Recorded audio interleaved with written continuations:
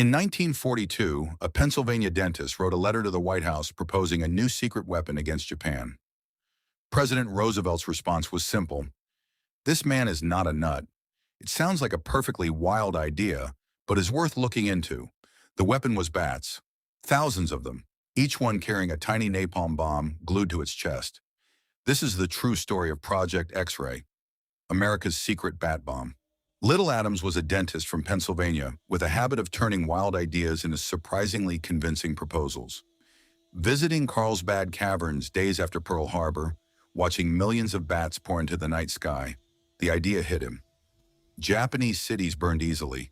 Bats could fly into the hidden corners of wooden buildings. What if they carried the fire with them? He wrote to Eleanor Roosevelt.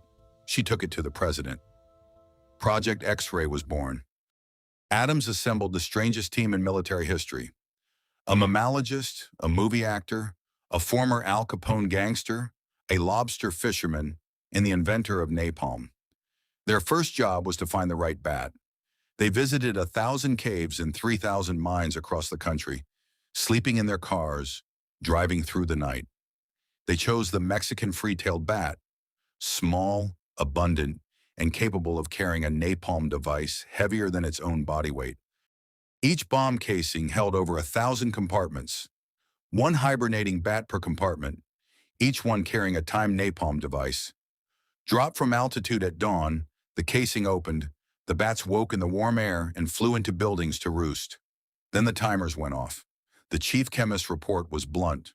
On a weight basis, the bat bomb would produce up to 10 times more fires than a standard incendiary bomb load. The math was not crazy.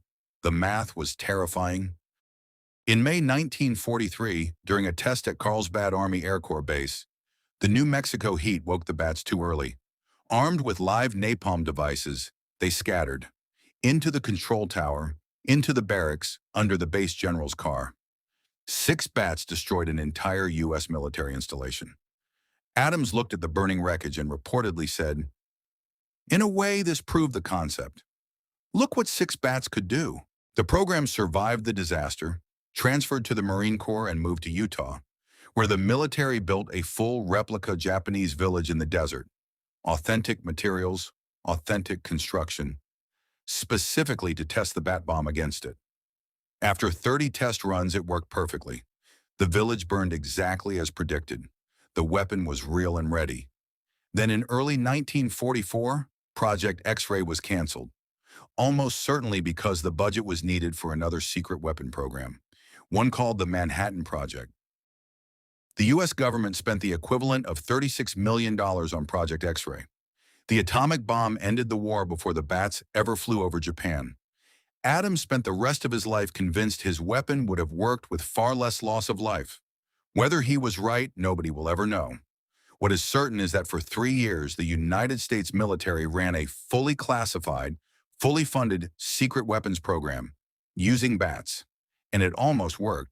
If you want more declassified secrets and untold military history, subscribe, because the truth is always stranger than anything Hollywood could invent.